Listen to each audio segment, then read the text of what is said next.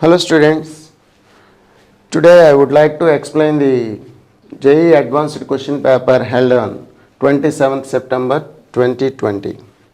Okay, this is the paper 1. Let us see the questions. This is the question. So, suppose A and B denotes the distinct real roots of the quadratic polynomial x square, excuse me,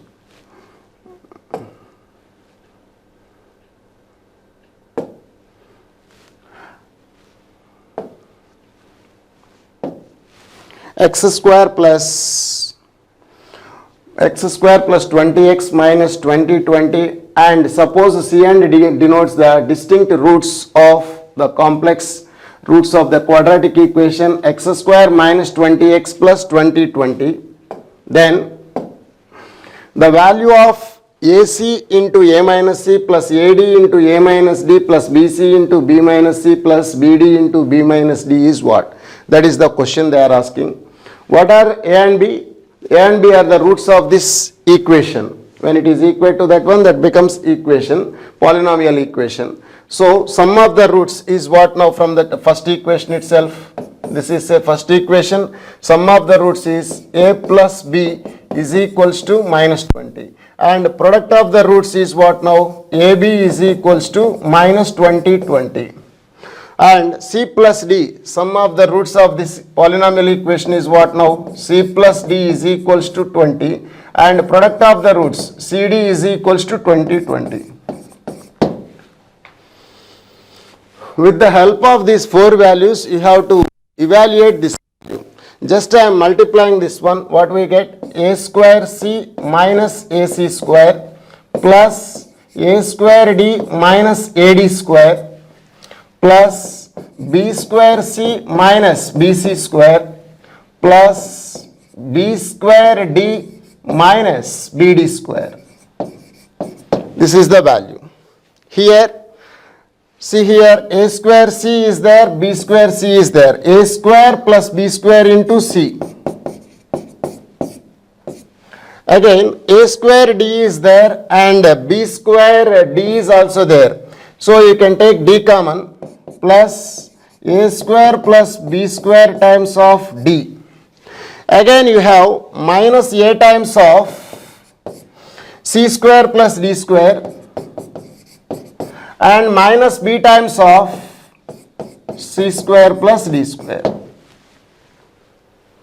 So, the given expression can be written in this form. Why? Because we have A plus B, AB, C plus D, CD. We can convert this in terms of sum of A plus B, sum of AB and sum of CD.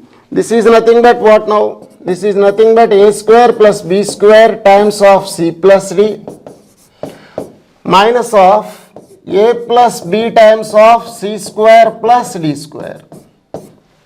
So now A square plus B square can be written as A plus B whole square minus 2 times of AB into C plus D minus of A plus B into C plus D whole square minus 2 times of CD.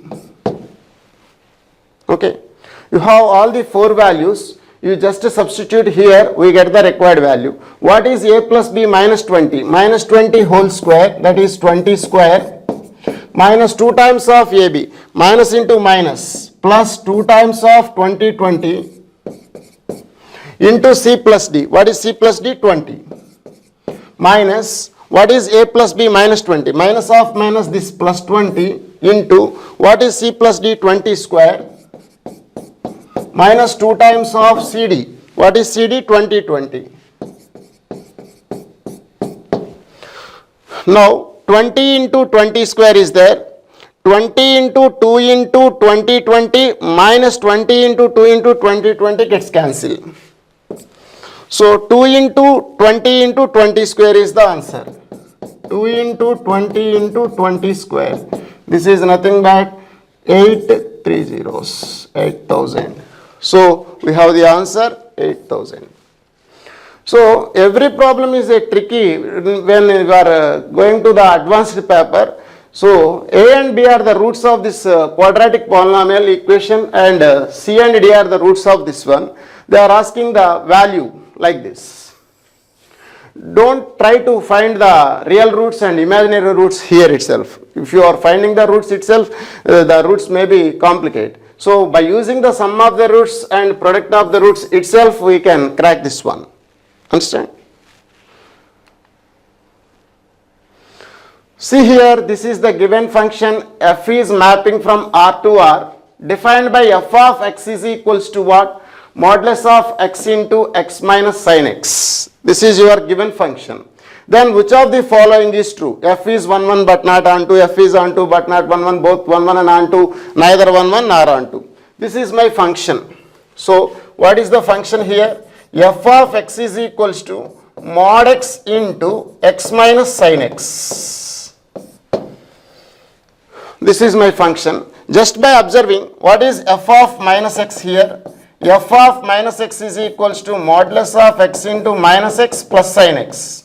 Because sin of minus x is minus sin x. Minus into minus plus. This is nothing but minus f of x. So f of minus x equal to minus f of x implies f is odd function. Here our function f is odd function. Therefore, it is symmetric about origin. My function is symmetric about origin. For x greater than 0, what happened? For x greater than 0 or equal to 0, f of x is what now? F of x is equals to x into x minus sin x.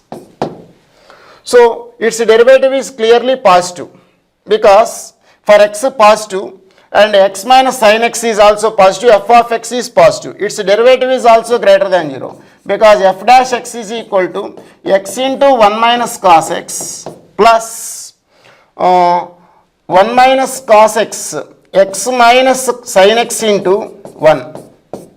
X minus sin x into 1. Is it positive or not? For x positive, 1 minus cos x is positive, x minus sin x is also positive. So it is greater than or equal to 0. For x greater than or equal to 0, f dash x is greater than or equal to 0. So our function is increasing function. Every increasing function is what? It is monotonically increasing function is 1 1 function. Therefore, our graph may be like this. So when x greater than 0, this is in this manner. For x equal to 0, the value is 0. It is never 0 except x is equals to 0. And this is the curve is symmetric about origin. Therefore, the graph may be in this manner. Therefore, this is your function. For every different values of x, you are getting different outputs, and its range is R. Because by changing the value of x as x tends to infinity, it is also tends to infinity. Therefore, R. F is mapping from R to R. The range of the function is R. The range of the function is R. You take the negative values of x, that tends to minus infinity. Am I correct or not? So, therefore, the range of the function is R, and the codomain, it is equal to the codomain, and it is 1 1. Therefore, it is both 1 1 and onto. So our function f of x is equal to modulus of x into x minus sin x is both 1 1 and onto. See, this is the question. Let the function f is mapping from R to R and g is mapping from R to R is defined by f of x is like this. F of x is equal to e power x minus 1 minus e power minus of modulus x minus 1, and g of x is like this. Then what is the area of the region bounded by the first quadrant with the curve y equal to f of x and y equal to g of x with y axis, that is x equal to 0. See here, what is my g of x function? G of x is equal to half of e power x minus 1 plus e power 1 minus x. This is the g of x. I would like to draw the figure g of x. When x is equals to 1, what happened? X equal to 1, e power 0 plus e power 0, that is 1 plus 1, 2 by 2, 1. So when x is equals to 1, this is the value 0, this is 1. When x is equals to 1, g of x is 1. And moreover, if you are increasing the value of x, what happened? That will be increases. So your graph may be in this manner. So this is the at what now? X is equals to 1. This is x is equals to 1. For x greater than 1, for x greater than 1, its derivative is positive. Its derivative is positive, therefore that is increasing function. For x less than 1, this is decreasing function. In this manner we obtained. So your g of x is like this. And coming to the f of x, what is my f of x here? F of x is equal to e power x minus 1 minus e power minus modulus of x minus 1. This is my function, e power x minus 1 minus e power modulus of x minus 1. For x less than 1, what happened? For x less than 1, the function is what? E power x minus 1 minus e power minus of 1 minus x. We mean e power x minus 1 minus e power x minus 1. This becomes 0. For x less than 0, the entire function is 0. Okay, next what? Next, suppose x is greater than or equal to 0. What is my function now? F of x is equal to e power x minus 1 minus e power minus of x minus 1. X for x minus 1. For x, this is for x less than 1. I am taking x minus 1 less than 0. This is x minus 1 greater than 0. We mean x greater than or equal to 1 we have to take here. So this is nothing but e power x minus 1 minus of e power 1 minus x is there. F of x. So there is no curve. The value of for x less than 1, what is the value of f of x here? 0. So for the second curve, for x less than 1, the entire value is 0. In this manner, for x less than 1, the entire value is 0 for this function f of x. This is my g of x function. Okay, everything is 0. And for x greater than or equal to 1, my function is like this. E power x minus 1 minus of e power 1 minus x. At x equal to 1, what is the value? E power 1 minus 1, e power 0. 1 minus this is also 1. 1 minus 1 is 0. So at x is equals to 1, we have like this. The value is 0. And less than 1, the value becomes 0. What about greater than 1? The value is f of x is equal to the function value is like this. F of x takes in this manner. E power x minus 1 minus of 1 minus e power x. So let us try to solve these two equations. So g of x and f of x. What is our g of x here? What is the g of x? 1 by 2 times of 1 by 2 times of e power x minus 1 plus e power 1 minus x. I am going to solve both the points of intersections of these both curves after x greater than 1. For x greater than or equal to 1, what is the curve? E power x minus 1, e power x minus 1 minus e power 1 minus x. So from this equation itself, you have to calculate the value of x. Listen carefully. When you take that term into the left side, 3 by 2 times of e power x minus 1. Oh, sorry. This is e 1 by 2 times of e power x minus 1 is equals to minus 3 by 2 times of e power 1 minus x. Minus 3 by 2 times of e power 1 minus x. 1 by 2. This is only 1 by 2. So 1 by 2 times of e power x minus 1 is equals to minus 3 by 2 times of this one. So 1 by 2 times of e power x by e is equals to minus 3 by 2 times of e by e power x. Now 2 gets cancelled. E power x whole square is equals to, so what is the value here? 1 by 2 times of e power x minus 1 plus e power 1 by 2 times of, what is your f of x? E power x minus 1 minus e power modulus of x minus 1. E power modulus of x minus 1 becomes what here? Greater than 1. For this is e power x minus 1 minus e power 1 minus x. This is the function f of x, and g of x is what? 1 by 2 times of e power x minus 1 plus e power 1 minus x. So this is e power x minus 1, 1 by 2 times of, when it is coming to here, minus 1 by 2 e power x minus 1 and minus of 3 by 2 times of e power 1 minus x. Minus minus gets cancelled here itself. This becomes plus now. So e power 2x is equals to what now? 3e square. 3e square. So e power x is equals to root 3 times of e, because e power x is positive. What is my x value now? X is equal to log of root 3e. This is nothing but log root 3 plus log e. 1 plus log root 3. So the x coordinate of the point of intersection of the two curves is 1 plus log root 3, that is positive. So our curve may be in this manner. This is the point of intersection. Its x coordinate is what now? 1 plus log root 3. X is equals to 1 plus log root 3. So we are finding the area bounded by these two curves with what? Y-axis. This is my y-axis. So the required area is in this manner.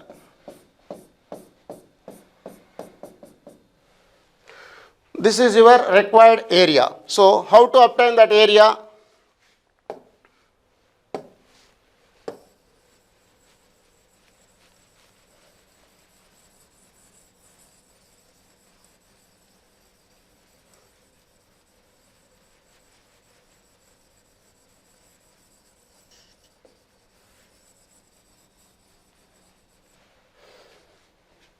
See here,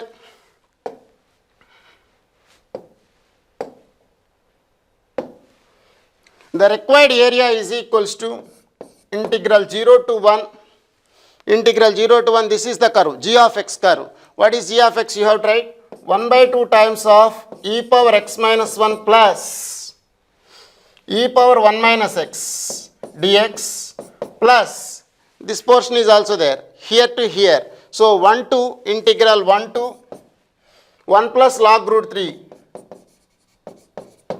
upper curve minus lower curve, that is g of x minus f of x. G of x is what now? 1 by 2 times of e power x minus 1 plus e power 1 minus x minus of and your f of x. For x greater than 1, what you have to take here? E power x minus 1 minus e power minus of x minus 1, that is e power 1 minus x dx. By simplifying this one, we obtain the required area. So that is nothing but 1 by 2 times of e power x minus 1. The integration of e power x minus 1 is itself e power x minus 1 and its integration is e power 1 minus x by minus 1. Limits from 0 to 1 plus integral 1 to 1 plus log root 3. See here, e power x minus 1, e power x minus 1 is there. 1 by 2 times of e power x minus 1 minus 1 by 2 times. 1 by 2 times of e power x minus 1, e power x minus 1. That means minus 1 by 2 times of e power x minus 1. This is 1 by 2 times of e power 1 minus x, minus into minus plus 1 time of e power 1 minus x. That is 3 by 2 times of e power 1 minus x. 3 by 2 times of e power 1 minus x dx. So that is nothing but 1 by 2 times of e power, what now? This is 0, e power 0 plus this is also e to the power of 0 by minus 1. So this becomes what? 1 minus 1, 0. By substituting 0 here, what we get? E power minus 1 minus, that is e power 0, that is e power 1. So e minus 1 by 2 times of e minus 1 by e. 1 by 2 times of e power e minus 1 by e is here. In each and every one we have 1 by 2 times of e minus e power 1. This is the portion plus, and you can simplify this integration. Integral 1 to 1 plus log root 3 to the base e. This one, after simplifying, you get this first option. Okay. So this is the question. It is difficult to draw the figure itself. After getting the diagram itself, you can easily crack the area of this triangle. Understand? Plus, what you have obtained? 2 plus root 3 times. 2 plus root 3 plus, this is the value, 1 by 2 times of e minus e power minus 1. See, this is the question related to the geometry. A and B also lambda with the positive real numbers. Positive real numbers. Suppose P is an endpoint of the lattice rectum of the parabola, y square is equal to 4 lambda x. And suppose the ellipse x square by a square plus y square by b square equal to 1 passing through the point P. If the tangents to the parabola and ellipse at the point P are perpendicular to each other, then the eccentricity of the ellipse is what? So one parabola equation is given to you, y square is equal to 4 lambda x, its length of lattice rectum is 4 lambda, and tangents are drawn to the both curves at that point P, where P is the end of the latus rectum of parabola y square is equal to 4 lambda x. I am going to draw the figure itself here. This is the parabola. This is the latus rectum. Latus rectum is the focal chord perpendicular to the axis. Now, this is the end of the latus rectum, P say. What are the coordinates of ends of latus rectum? A comma 2a, that is lambda comma 2 lambda. And one ellipse is drawn from the point, that is P. What is your ellipse equation? X square by a square plus y square by b square is equals to 1. So this is the rough diagram. Its center of the ellipse is what now? 0, 0. So this is the ellipse. This is passing through the end of the latus rectum P. Now what they are given to you? The tangent drawn at P to the parabola, at the same time the tangent drawn at P to the ellipse are perpendicular to each other. Then you have to find out the eccentricity of the ellipse. This is the rough diagram. Okay. Now the tangent at P to the parabola is what now? What is your P? P is equal to lambda comma 2 lambda. Y square is equals to 4 lambda x. Tangent at P is what now? S1 is equals to 0. Y into 2 lambda is equals to 2 lambda into x plus lambda. 2 lambda gets cancelled. Y is equal to x plus lambda. So what is the slope of the tangent? M1 is equals to 1. Keep one side. Again, you have to write the tangent at this point to the same ellipse. That is also S1 equal to 0. S1 equal to 0 with respect to the parabola here, S1 equal to 0 with respect to the ellipse here. What is the tangent? X1, x into lambda by a square plus y by 1, y into y1 is 2 lambda, 2 lambda by b square minus 1 equal to 0 or is equals to 1. This is S1 with respect to the ellipse. What is the slope now? Minus x coefficient by y coefficient. Minus of x coefficient we mean lambda by a square by minus lambda by a square by 2 lambda by b square. Lambda gets cancelled. That is equals to minus b square by 2 lambda. 2a square. Minus b square by 2a square is there. So this is the slope M2. M1, M2 is equals to what now? Minus 1.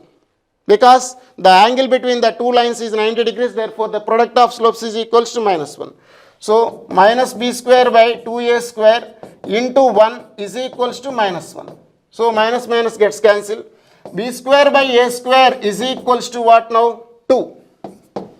But we know that b square by a square is equals to 1 minus e square. At that time we get e as negative. So I think for this ellipse, they are not a greater than b. Here we have a less than b. So the ellipse may be in this manner. Okay. Therefore, we have tried a square by b square as 1 by 2. And for a less than b case, you have to choose. For a less than b, a square by b square is what now? 1 minus e square. So we have 1 minus e square is equals to 1 by 2. So e square is equals to 1 by 2. E is equal to 1 by root 2. So our eccentricity of the ellipse is 1 by root 2. So our ellipse may be in this manner. So we don't know about it is a greater than b or a less than b. By the situation itself we have the a less than b case. Okay. Therefore the eccentricity of ellipse is what now here? 1 by root 2. So the answer is first option. So the first 6 questions are single option questions. See here, this is the question. Let C1 and C2 be the two biased coins. Biased coins means they are preparing the coins. So probability of head, probability of tail not equals to 1 by 2. They are preparing some conditions. C1 and C2 be the two biased coins such that the probability of getting head in the single toss is 2 by 3 and 1 by 3 respectively. So there are two coins. This is the coin 1. This is coin 2. Probability of getting a head on the first coin, probability of head is equals to 2 by 3. So automatically probability of getting tail by the coin 1 itself, what? 1 by 3. 1 minus 2 by 3. That is 1 by 3. Consider the coin 2. What about coin 2 here? 1 by 3. Probability of getting head is equals to 1 by 3. Probability of getting head is 1 by 3. Probability of getting tail is automatically 1 minus 1 by 3, that is 2 by 3. In this manner they are preparing the coins. Suppose alpha is the number of heads that appear when C1 tossed twice. When you are tossing the first coin twice, we have to observe that how many times head appears. Alpha is the number of heads that appear when the coin 1 is tossed twice. So first time you have to toss the coin 1, again toss the coin 1. So total number of heads appear on when coin C1 is tossed twice. That is the alpha. Next, independently, and suppose beta is the same number of heads that appear when C2 tossed twice. Coin C2 is tossed twice. You have to count the total number of heads appear when they toss twice independently. Then the probability that the roots of the quadratic polynomial, that is the corresponding quadratic equation, are real and equal. Roots of the quadratic polynomial are real and equal. So this is the quadratic polynomial. If you equate that one to 0 quadratic equation, they are saying its roots are what? Real and equal. Roots are real and equal means b square is equal to 4ac. Alpha square is equals to 4 beta. B means minus alpha whole square is nothing but alpha square is equals to 4 beta. You have to check that one.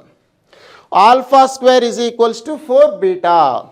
Now, what is alpha? What is beta? What are the possible values of alpha? What are the possible values for beta? That is my question. So, what is alpha? Alpha is the number of heads that appears when C1 tossed twice. So, the alpha may be 0. The number of heads is 0 for both times. The first time getting tail, the second time is also tail. The number of heads may be 1 out of 2 chances. The number of heads may be 2 out of 2 chances. So both times we are getting head. For the values of beta also 0, 1, 2 possibilities. So the possible values of alpha are 0, 1, 2. The possible values of the beta are also 0, 1, 2. So for what values of alpha, beta, my condition is satisfied here. For alpha equal to 0, beta equal to 0, satisfied. Alpha equal to 0, beta is equals to 0. Next, when alpha is equals to 1, no one compensate beta. When alpha is equals to 2, what happened? Alpha square is 4, and by putting beta is equals to 1, we get 4. So beta is equals to 1. Alpha equal to 0, beta equal to 0, and alpha equal to 2, beta is equal to 1 are only the 2 possibilities. Either this case or this case. Now we have to find out the probability that what all such a way that alpha is equals to 0 and beta is equals to 0, alpha equal to 2 and beta is equals to 1. So we have to find out the probability that alpha equal to 0 comma beta is equal to 0 plus probability of alpha is equal to 2 comma beta is equals to 1. This means what? In the first trial, out of 2 tosses by C1, we get no head. And in the second toss, second coin, with respect to the second coin, we get no head. Out of 2 times, what is the probability now? First 2 times, 2C0 into 2 times we are not getting head. 2C0 into, what is the probability of getting head for the C1? 2 by 3. 2 by 3 times of 0 into 1 by 3 square into, for the second coin itself, we are tossing 2 times, no head appear. That is, out of 2 times, no head. 2C0 into, for head is 1 by 3 here. 1 by 3 power 0 into 2 by 3 square. NCR, P power R, Q power N minus R. Plus, P of alpha is equals to 2. So, 2 times heads appear. Out of 2 times by throwing the coin of C1. So that is 2C2 times of, what is the probability of head? 2 by 3. 2 by 3 whole square into 1 by 3 power 0 into what you have tried? 1 time. So out of 2 times by using the coin 2, 1 time should be head, the remaining time should be tail. Beta is equal to 1 means that one. That is 2C1 into What is the probability of head? 1 by 3. 1 by 3 power 1 into 2 by 3 power 1 itself. So by simplifying this one, this is your required probability. What is that one here? 2C naught, 1, 1, 1. This is 1 into, again 2 square is there. 2 square means 4 by 3 to the power of 4.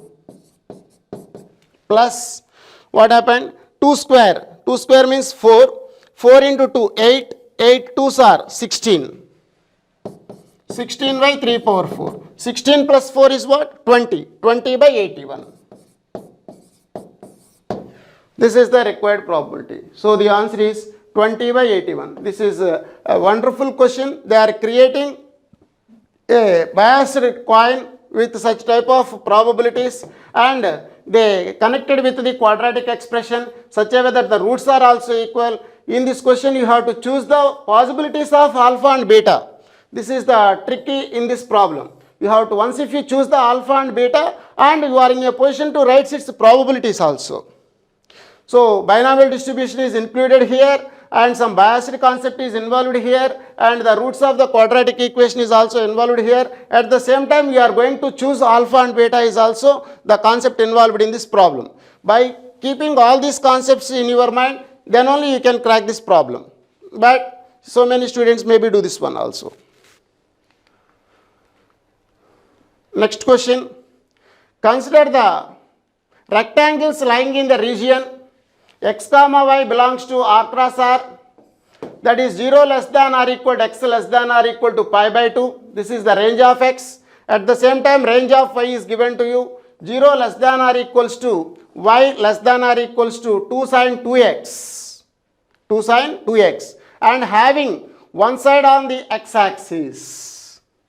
So the region is defined in this manner. The set of all x comma y, the points which lies in the region, the range of x is like this, the range of y is in this manner.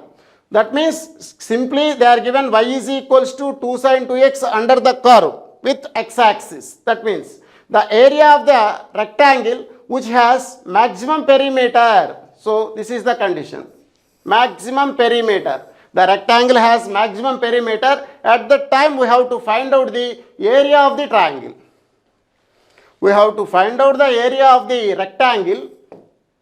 We have to find out the area of rectangle that can be inscribed in the portion which is given in this region such a way that its maximum perimeter. When it has the maximum perimeter, at that time we have to find out the area of that rectangle.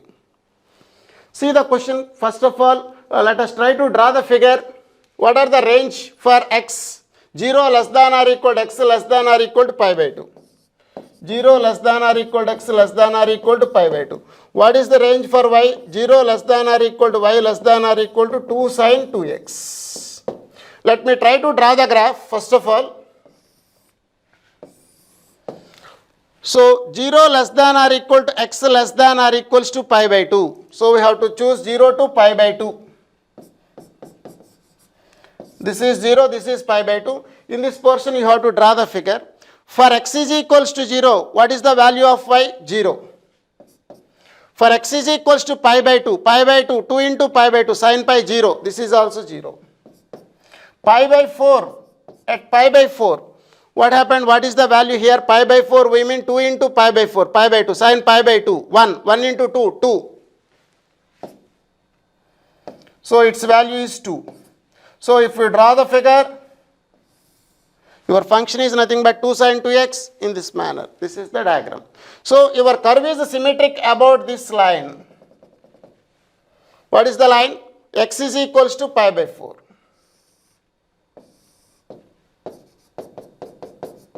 This is the line, x equal to pi by 4. If you take any rectangle, that's area you have to find out. At that time you have the maximum perimeter. Your rectangle must and should be in this manner, because the curve is symmetric about the line x equal to pi by 4. Half of the rectangle should be left side, half of the rectangle should be right side, then only we get the maximum perimeter. That is one small indication you have to observe. After getting this idea, you have to find out the area when its perimeter is maximum. That's it. Suppose this is my point x comma y. The distance from here to here is y. Now the distance from here to here is x. The distance from here to here is what now? The distance from here to here is pi by 4. So the distance from here to here is pi by 4 and the entire distance is what now? X. The distance from here to here is x. So what is the distance now? The distance from here to here is what now? The distance from here to here is x. The entire distance is x. So this much of the portion is nothing but what now? X minus pi by 4. So this is also x minus pi by 4. 2 times of x minus pi by 4. So base is equals to 2 times of x minus pi by 4. Length is equals to, length into breadth say. Length is equals to y. What is the perimeter now? Perimeter is equal to 2 times of breadth plus 2 times of length. That is 2y plus 4 times of x minus pi by 4. This is the perimeter. So what is your y value here? 2 sin 2x is there. So instead of y, I am going to substitute 2 sin 2x. 2 2s are 4. 4 sin 2x plus 4x minus pi. This is the perimeter. We have to maximize the perimeter. So differentiate with respect to x. We get 8 cos 2x plus 4 is equal to 0. dp by dx should be made 0. So cos 2x is what now? Cos 2x is equals to minus 1 by 2. That is 2 pi by 3. 2 pi by 3 is equals to x. So your x is equals to pi by 3. This is the way. After getting the value of x, can you find the area of rectangle or not? Area of rectangle is equal to length into breadth. Area is equal to length into breadth. What is the length? Y into breadth is what now? 2 times of x minus pi by 4.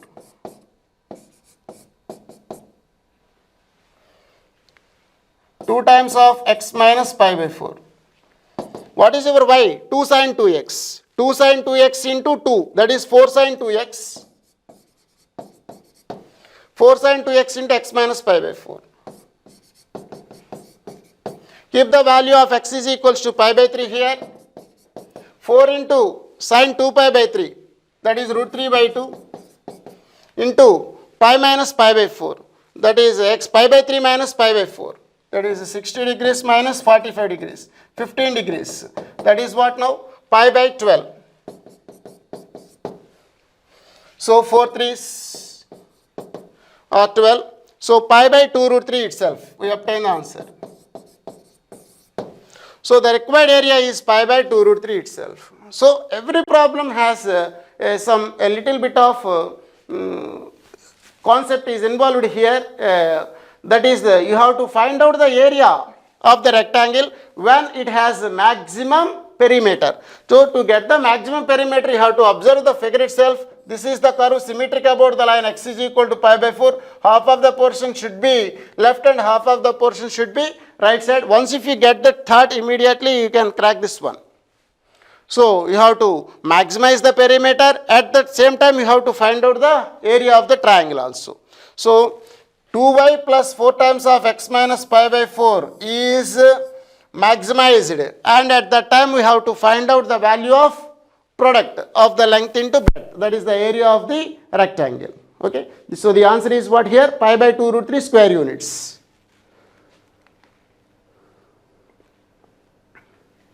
Next one.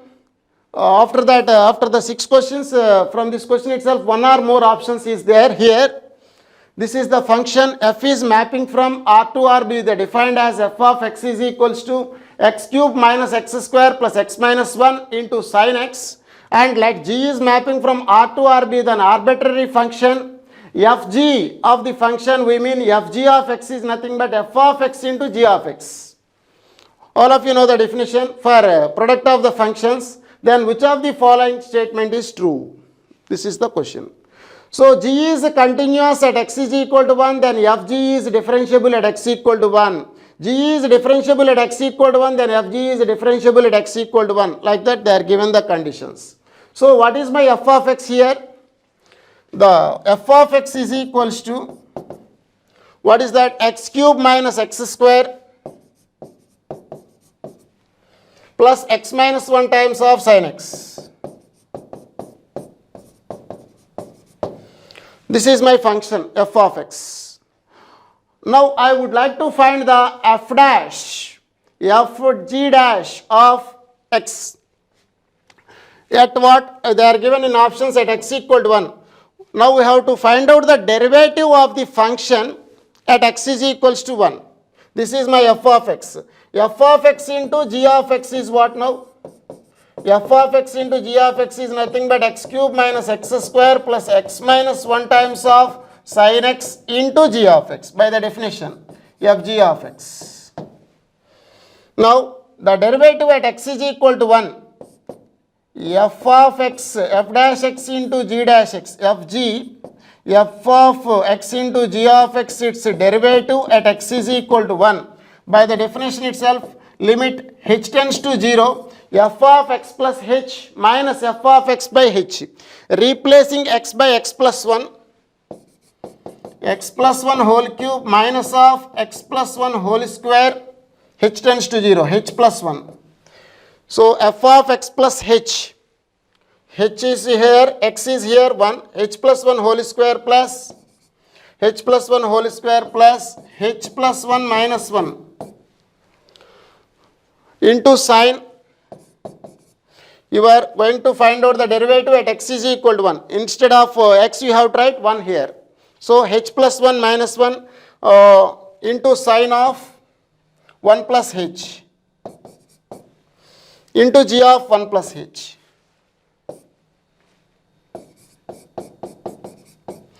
So f of x plus h minus f of x, that is minus f of 1 you have tried. 1 means 1 minus 1 0 plus 1 minus 1, that is also 0. 0 plus 0 is 0 here, that is minus 0 by h.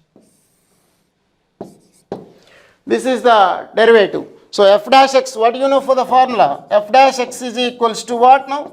Limit h tends to 0, f of x plus h minus f of x by h, well known formula. Here you have f dash 1, so you have to write x by 1, f of 1 plus h minus f of x, x is 1 here. So f of 1 by h, f of 1 plus h minus f of 1 by h. Instead of f dash 1, we have f of 1 into g of 1 dash, f of x into g of x dash. Then the derivative of f of x into g of x at x is equal to 1 is defined in this manner. Okay. Now what is the value here?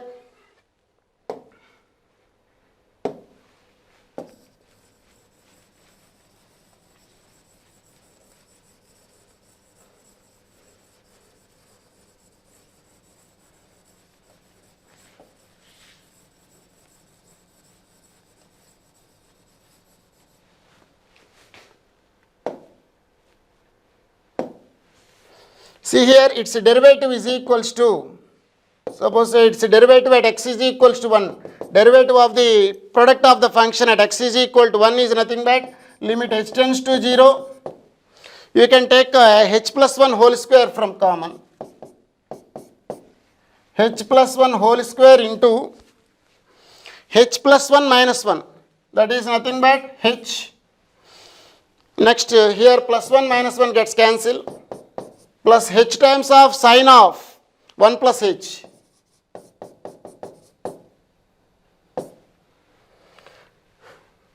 Sine of 1 plus h, we are taking the common from these two as h, and the entire thing will be product with what now? G of 1 plus h by h. Clearly h gets cancelled. So is it exist or not? Now my question is, when you are substituting h by 1, it is nothing but sine 1 plus sine 1 into g of 1. So the derivative is exist when it is continuous. So your function g of limit h tends to 0, g of 1 plus h is equals to g of 1, we mean the function g is continuous. So when the function g is continuous at x equal to 1, fg is differentiable or not? Yes. At the same time, g is differentiable at x is equal to 1, your function is fg is differentiable at x is equals to 1. The converse is need not be true. Therefore, the first and third options are correct. These are the first and third options. These are correct. So, once if you know the derivative definition itself, by the itself you can obtain the solution. So, what is f dash x? F dash x is equal to limit h tends to 0 f of x plus h minus f of x by h. Just by writing the definition and apply to that the product of the function here itself, we obtain the f dash x by existence of the continuity and differentiability of the function. Then your function is fg is differentiable at x is equals to 1. So the entire thing is depend upon here itself. So as limit h tends to 0, g of 1 plus h is g of 1. We mean the function g is continuous at x is equals to 1, then only it is the differentiable. Otherwise, it is not differentiable. So, by the definition of the derivative itself, we can crack this one.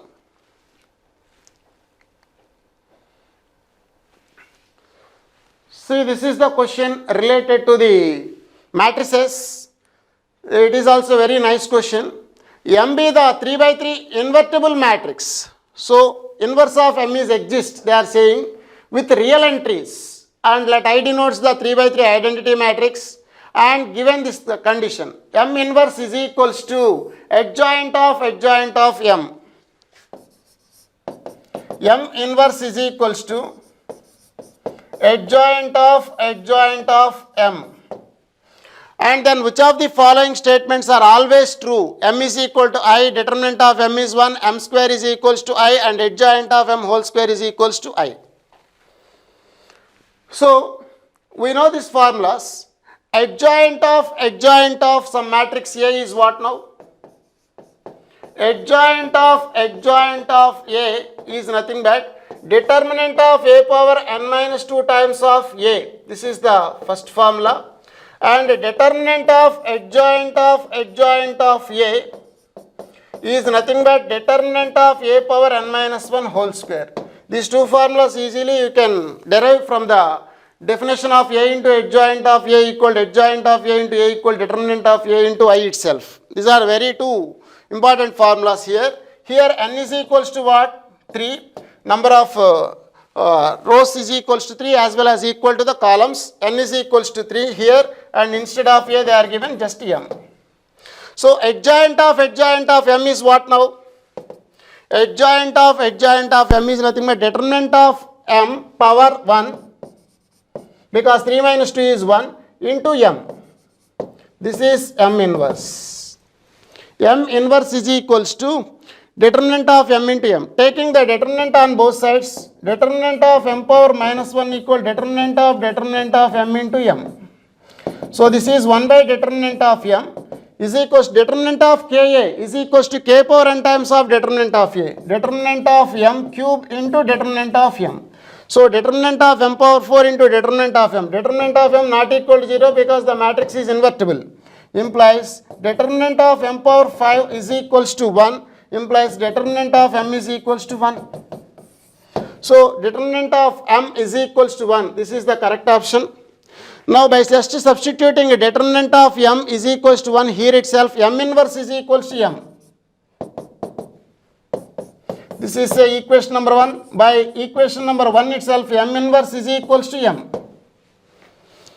M inverse is equals to M. M inverse equal to multiplying on both sides by M, we get M inverse into M is equals to M square. So M inverse into M is nothing but I, implies M square is equals to I. So M square is equals to I is also correct option. So determinant of M is equals to 1 and M square is equals to I is also there. M not equal to I. So this is may not be correct. And adjoint of M, is it M is equal to adjoint of M or not? From the definition itself, M inverse is equals to M. What is M inverse? Adjoint of M by M. So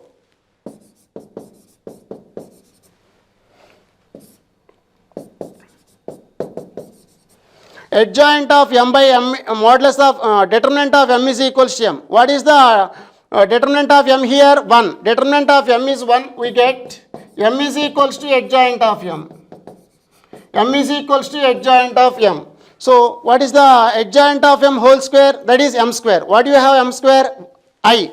M square is equals to I. Implies adjoint of m whole square is equals to m square. That is nothing but I. So adjoint of m square is also I we have. So these are the three options. Just always your mind should be in the mood that you have to do each and everything as possible. You have to identify which one is possible, which one is not possible. Every time you have to alert. Then only you crack this type of problems.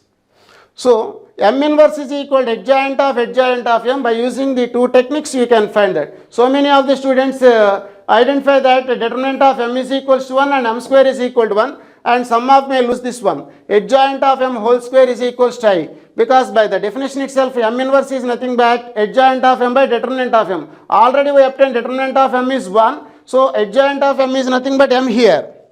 So adjoint of m whole square is nothing but m square. Already we obtained m square as I.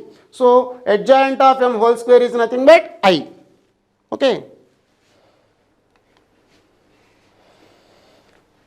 See, this is also a nice question which is related to the complex numbers. Let S be the set of all complex numbers and Z satisfies the condition, that is Z square plus Z plus 1 is equals to 1. Then which of the following statements is true? These are the four options. This is the condition. Z square plus Z plus 1 is equals to 1. Modulus of. So modulus of Z square plus Z plus 1 is equals to 1. So everyone, two of the options related to modulus of Z plus 1. I would like to convert this one into modulus of Z plus 1 by 2. So this is Z plus 1 by 2 whole square plus 1 minus 1 by 4 is equal to 1. Am I correct or not? I am writing the Z square plus Z as in the complete square form. Z plus 1 by 2 square. 1 by 4 gets cancelled. That is Z plus 1. We obtain same value. So we know that mod Z1, this is nothing but modulus of Z plus 1 by 2 whole square plus 3 by 4 which is equals to 1. Mod Z1 plus Z2 is always less than or equal to mod Z1 plus mod Z2. That is modulus of Z plus 1 by 2 whole square plus this is 3 by 4.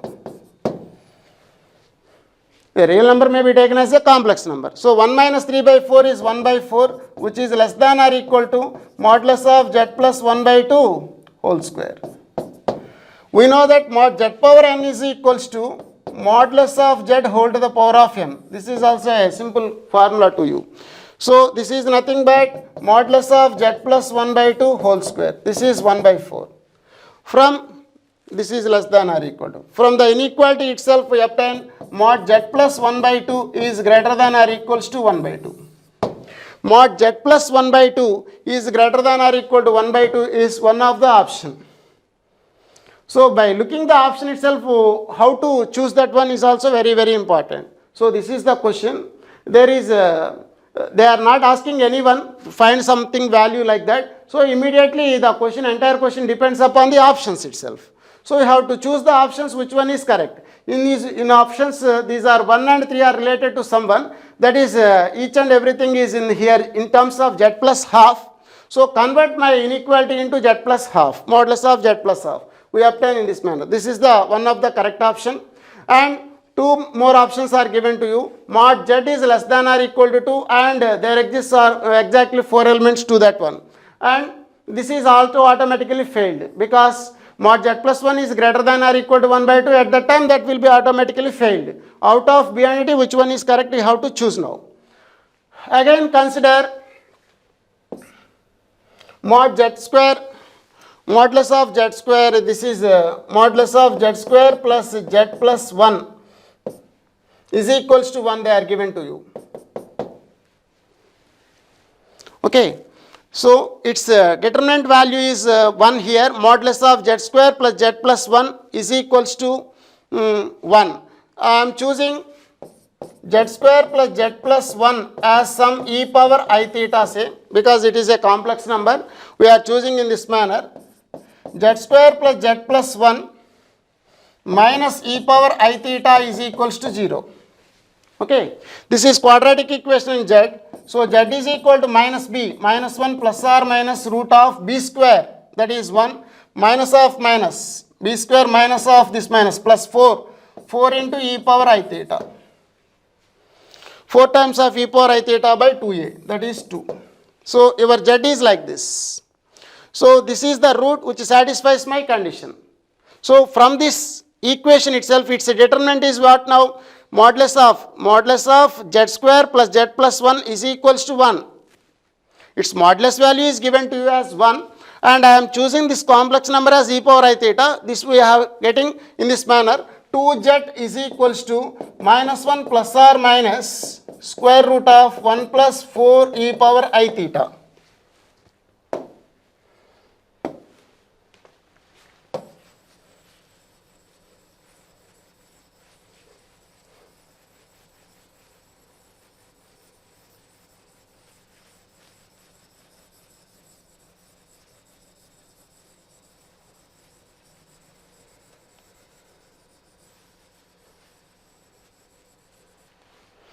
Now, so 2z, modulus of 2z, I am taking modulus on both sides, which is less than or equals to 1 plus square root of modulus of 1 plus 4 e power I theta. Because mod z power n is nothing but modulus of z power n. Just we discussed about this property. So 2 times of modulus of z is less than or equals to what now? We are going to find out this value as 1 plus square root of, what is my value? 1 plus 4 e power I theta. 1 plus 4 e power I theta means cos theta plus I sin theta, which is less than or equals to 1 plus square root of 4 cos theta plus 1 plus 4i sin theta modulus, okay, which is less than or equal to 1 plus, what is the modulus of x plus iy? That is nothing but root of x square plus y square, that is 4 cos theta plus 1 whole square plus 4 sin theta whole square whole to the power of 1 by 4, whole to the power of 1 by 4. That is nothing but which is less than or equals to 1 plus, what is the value now here? 16 cos square theta plus 16 sin square theta, that is 16, plus 8 cos theta, again we have plus 1, whole to the power of 1 by 4. So this is what now? Which is less than or equals to 1 plus 17 plus 8 cos theta whole to the power of 1 by 4. We have 8 to the power of 1 by 4. 17. So to get this maximum value which is less than or equal to, instead of taking 1 minus 1, we have, what is the value? 8, 17, 25 whole to the power of 1 by 4 you have, which is less than or equals to 4. So 2 times of, what we have? 2 times of modulus of z, 2 times of modulus of z is less than or equal to 4. We have mod z is less than or equals to 2 itself. So we have to write the maximum value here. I am taking cos theta as 1, 17 plus 8, that is 25 whole to the power of 1 by 4. 25 whole to the power of 1 by 4. Okay, that may be taken in these terms of mod z is less than or equals to 2. Okay. So we have these two options. Mod z is less than or equals to 2, and that is the mod z plus 1 by 2 is less than or equals to 1 by 2. Okay. See, this is the question. Let x and y, x, y, z be the positive real numbers. Suppose x and y and z are the lengths of these sides of the triangle opposite to its angles x, y, z respectively. If tan x by 2 plus tan y by 2, tan z by 2 is equals to 2y by x plus y plus z, then which of the following statements are true? So this is the problem related to properties of triangles. So this is tan x by 2 plus tan z by 2 is equals to 2y by x plus y plus z. So what is x plus y plus z? That is 2s.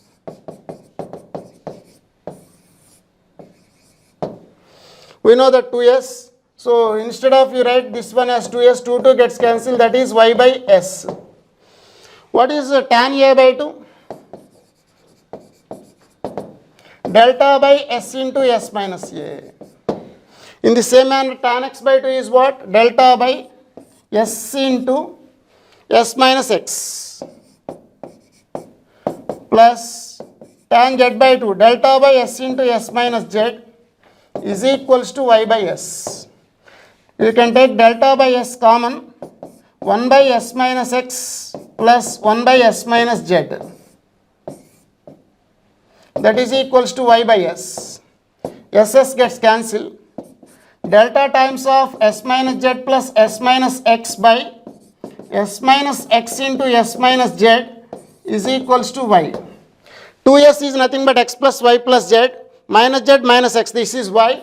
Y gets cancelled. So delta is what now? Delta is equals to s minus x into s minus z. So delta square is nothing but s minus x whole square into s minus z whole square. What is your delta square? S into s minus x into s minus y into s minus z is equal to s minus x whole square into s minus z whole square. Whole square values gets cancelled. S minus x into s minus z is there. S into s minus y is equals to s minus x into s minus z. So s minus x into s minus z by s into s minus y is 1. S minus x into s minus z by s into s minus y is equals to 1. What is this value? Tan z by 2, tan y by 2. This is tan y by 2 is equals to 1. Sin y by 2 by cos y by 2, tan y by 2. Tan y by 2 is equals to 1. We mean y by 2 is equals to 45 degrees. So angle y is equals to 90 degrees. So in triangle XYZ, angle y is 90 degrees, automatically x plus z is also 90 degrees. So x plus z is equals to y is the correct option.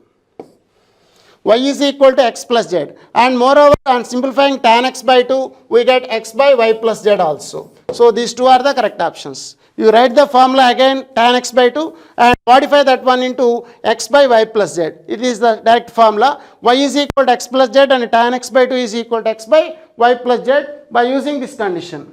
What is the condition? What is the angle here? Angle of the y is 90 degrees. So y square is equals to x square plus z square is there. By using this concept, we can get tan x by 2 as x by y plus z.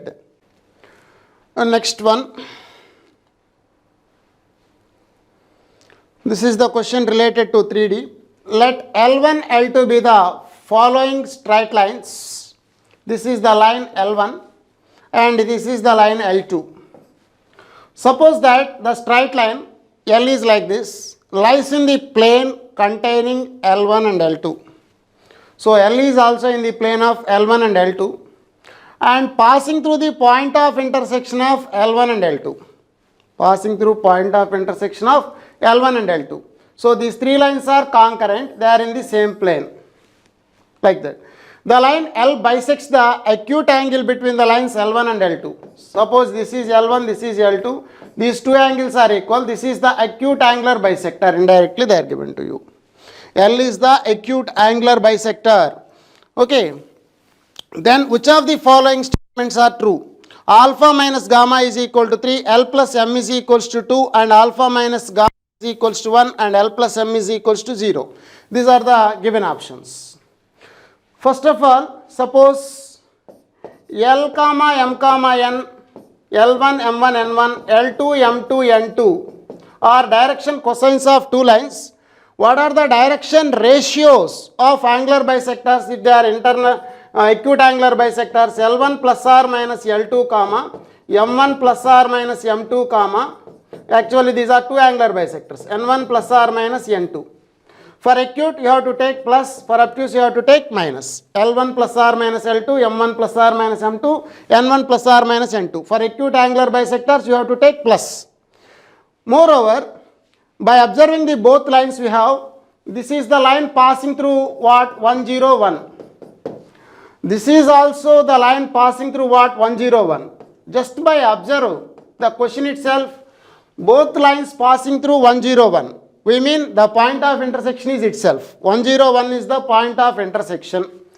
So point of intersection of the two lines is 101. So my line passing through 101 because the three lines are concurrent.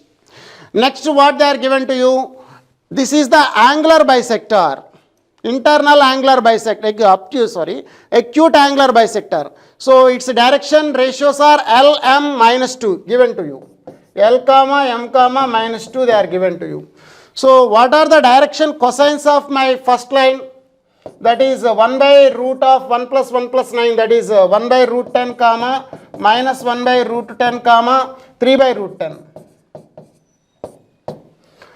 What are the direction cosines of the second line? Minus 3 by root 10 comma and minus 1 by root 10 comma 1, 9 plus 1, 10 plus 1, 11. I think so. This is also 11.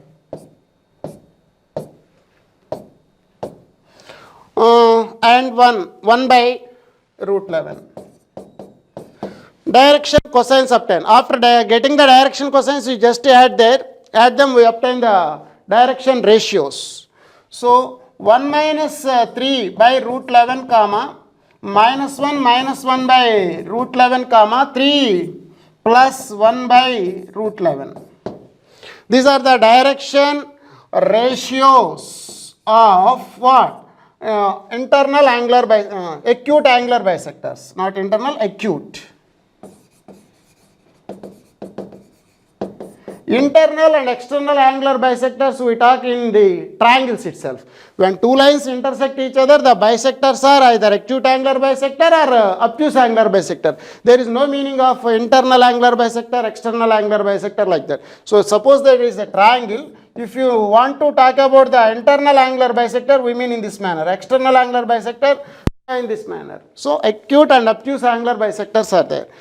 So this is this may be taken as minus 2 comma 4, but they are given that the direction ratios are L, M and minus 2. L comma M comma minus 2 is given to you. So I am taking the common by minus 2 itself. 1 1 minus 2 we obtain. 1 1 minus 2 we obtain. So what are Lm minus 2? 1 1 minus 2. Implies L is equals to 1 and M is equals to 1. So we have L is equals to 1 and M is equals to 1. Immediately we obtain L plus M is equals to 2. This is one of the correct option. Now substitute L equal to 1, M is equal to 1 here. X minus alpha by L is equals to 1. That is equals to Y minus 1 by M. M is equals to 1 is equals to Z minus gamma by minus 2. This is also the line passing through what? My point 101, because the three lines are concurrent at this point 101. Substitute x, y, z by 101, we get 1 minus alpha by 1 is equals to minus 1. 3 plus y by 0 we get minus 1. That is equals to z. Z is nothing but 1. 1 minus gamma by minus 2. So from this equation itself, minus alpha is equals to minus 2, alpha is equals to 2. Alpha is equals to 2. From these two equations, 1 minus gamma is equals to 2, gamma is equals to minus 1. So alpha is equal to 2, gamma is equal to minus 1. Immediately alpha minus gamma is 3. So alpha minus gamma is equals to 2 plus 1, that is 3.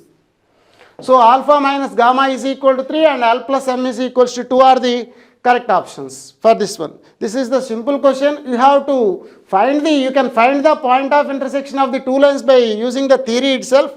It takes 5 minutes more. So by just observing the two lines itself, 101 is the point on the both lines, that is the point of intersection. Your third line machine should be passing through their point of intersection because the three lines are concurrent. That is one of the point you have to remember. And another one is the internal angle, internal I am getting. Acute angular bisectors obtained by plus itself, and minus is for the obtuse angular bisectors. After writing the direction ratios of the acute angular bisectors, compare with the given bisector direction ratios like Lm and minus 2. We obtain Lm minus 2 as 1, 1, minus 2, L is 1 and M is equals to 1. Substitute the values there, and also you have to substitute the point of intersection of the given two lines, and then we obtain the alpha and gamma values. So everything is interlinked with one to another. So you have to observe each and everything with the clear concept. So which of the following inequalities are true? This is the question. Once if you know the values of cos x and sin x in terms of the expansion, we obtain the inequalities. So we have cos x is what now? All of you know that cos x in the expansion form.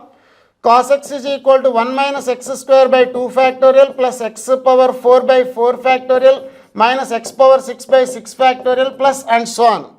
This is nothing but which is greater than or equal to 1 minus x square by 2 factorial. So we are removing the higher terms here. This is greater than or equal to 1 minus x square by 2 factorial, that is 1 minus x square by 2. So cos x into cos x into cos x is greater than or equal to x minus x cube by 2, multiplying on both sides by x. Taking integration with 0 to 1 limits, the value of x lies between where to where here? 0 to 1. We are using 0 to 1. So integral 0 to 1 x cos x, that is equal to x square by 2 minus x power 4 by 4 2s are 8. Limits from 0 to 1, that is 1 by 2 minus 1 by 8. So 6 by, this is nothing but 8 LCM, 4 minus 1, 3 by 8. So you have 3 by 8. Integral 0 to 1 x cos x is greater than or equal to 3 by 8. So integral 0 to 1 x cos x is greater than or equals to 3 by 8. This is the option, correct option. And you have to check whether for the x sin x dx also and x square cos x also, x square sin dx also. So similarly we have the sin x expansion as sin x, you have the sin x already, you have this first option as correct option, and we have the sin x is equals to x minus x cube by 3 factorial plus x power 5 by 5 factorial minus x power 7 by 7 factorial and so on, which is strictly greater than or equal to x minus x cube by 3 factorial. 3 factorial we mean 6. And multiply with x, we get x sin x. Integral 0 to 1 I am taking greater than or equal to integral 0 to 1 x square minus x power 4 by 6 dx, x cube by 3 minus x power 5 by 5 6 30. Limits from 0 to 1, that is equals to 1 by 3 minus 1 by 30, that is 30 is the LCM. So 10 minus 1, that is equals to 9 by 30. This is 3 by 10. So integral 0 to 1 x sin x dx is greater than or equals to 3 by 10. Greater than or equal to 3 by 10. This is also correct option. In the same manner you can check the C and D options also. If it is correct, tick one, otherwise leave that one. In this manner, by using the inequalities like that, by using the expansions itself we can crack this one. Understand? So here m is the minimum possible values of log 3 to the power of y plus 3 to the power of y2 plus 3 to the power of y3 to the base 3, where y1, y2, y3 are real numbers, for which y1 plus y2 plus y3 is 9. These are the suffix values actually. y1, y2, y3 is equals to 9, and capital M is the maximum possible value of this one, where x1, x2, x3 are the positive real numbers such that x1 plus x2 plus x3 is 9. Then the value of log m cube to the base 2 plus log capital M square to the base 3 is what they are asking in this question. See here, these are the two expressions. By using the inequalities itself, we have to find out the maximum and minimum values. In this problem, we are going to use the arithmetic mean is always greater than or equal to the geometric mean. So consider this one. 3 power y1 plus 3 power y1 plus 3 power y2 plus 3 to the power of y3 by 3. Arithmetic mean is greater than or equal to geometric mean. Cube root of 3 to the power of y1 plus y2 plus y3. Because a power m into a power n is nothing but a power m plus 1. M plus n, that is the cube root of, what is y1 plus y2 plus y3? 9 is given to you. 3 to the power of 9. We mean 3 power 9 whole to the power of 1 by 3. This is 3 cube, that is 27. So 3 power y1 plus 3 power y2 plus 3 power y1 plus 3 power y2 plus 3 power y3 is greater than or equals to what now? 81. This is the value. Let m be the minimum possible value of log. I am going to take a log of this one. Log. This is log. So what is the minimum of this one? Minimum of this one is a small m. This is the value. Log 81. Log 81 we mean log of, what is the base also here? Base 3 is. So that is equals to, implies m is equals to, we have the value m is equals to 3 power 4. 3 to the power of 4, this is log to the base 3, that is 4. Small m is equals to 4 by doing the calculation itself. And for that capital M, the value I am taking itself here, log x1 to the base 3, log x2 to the base 3, log x3 to the base 3 is there. This is nothing but log x1, x2, x3 to the base 3. What do we have? x1 plus x2 plus x3 is 9. By arithmetic mean is greater than or equal to geometric mean. x1 plus x2 plus x3 by 3 is greater than or equals to cube root of x1, x2, x3. This is 9. So we obtain 3. x1, x2, x3 is cube greater than or equal to cube root of 9. Cubing on both sides, 27 is greater than or equals to x1, x2, x3. So, which is greater than or equals to log of 27 to the base 3, log of x1, x2, x3 to the base 3. This is my capital M. This is my capital M. For this expression, log of x1 to the base 3 plus and so on. So this is capital M, 3 cube. So this is nothing but m. Capital M is equals to 3 we have. Capital M is equals to 3 we have. So this is the value. Log of m, small m is 4. 4 means here 2 square power 3, 2 power 6 to the base 2 plus log of capital M is 3 here. 3 square to the base 3. This is nothing but 2 plus 2 power 6 to the base 2, we mean 6. 6 plus 2 is how much? 8. 8 is your answer. So m is equals to 4. We have small m is equal to 4 and capital M is equals to 2. So in this problem we are using the arithmetic mean is greater than or equals to the geometric mean. Okay.